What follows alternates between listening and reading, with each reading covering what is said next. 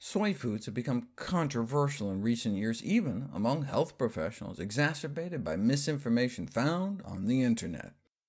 Chief among the misconceptions is that soy foods promote breast cancer because they contain a class of phytoestrogen compounds called isoflavones. Since estrogens can promote breast cancer growth, it's natural to assume phytoestrogens might too, but people don't realize there are two types of estrogen receptors in the body, alpha and beta. And unlike actual estrogen, soy phytoestrogens preferentially bind to and activate estrogen receptor beta. This distinction is important because the two types of receptors have different tissue distributions and often function differently, and sometimes in opposite ways, and this appears to be the case in the breast, where beta activation has an anti-estrogenic effect, inhibiting the growth-promoting effects of actual estrogen.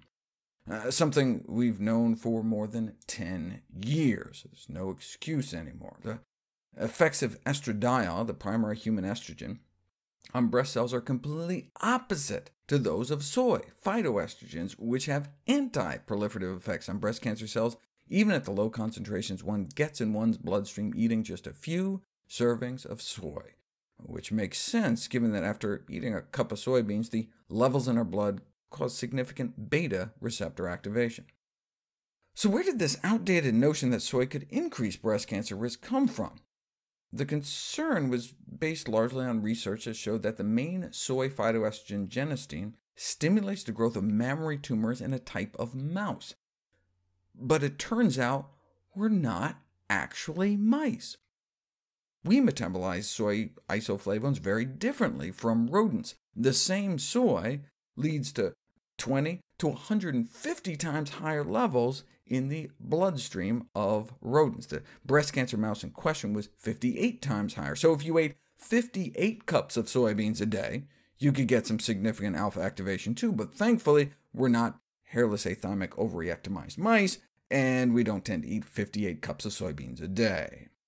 At just a few servings of soy a day, with the excess beta activation, we would assume soy would actively help prevent breast cancer, and indeed, soy intake during childhood, adolescence, and adult life were each associated with a decreased risk of breast cancer. Those women who ate the most soy in their youth appear to grow up to have less than half the risk. This may help explain why breast cancer rates are so much higher here than in Asia, yet when Asians come over to the U.S. to start eating and living like Americans, their risk shoots right up.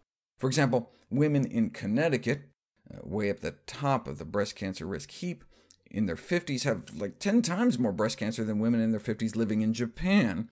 But it's not just genetics, since when they move here, their breast cancer rates go up generation after generation as they assimilate into our culture.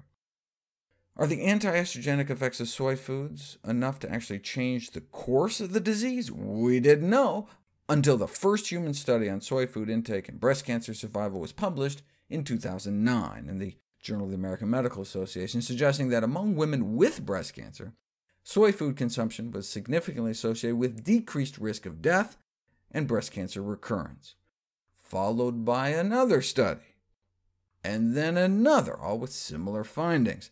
That was enough for the American Cancer Society, who brought together a wide range of cancer experts to offer nutrition guidelines for cancer survivors, concluding that if anything, soy foods should be beneficial, and since then, 2 additional studies have been published for a total of 5, and they all point in the same direction. 5 out of 5, tracking more than 10,000 breast cancer patients.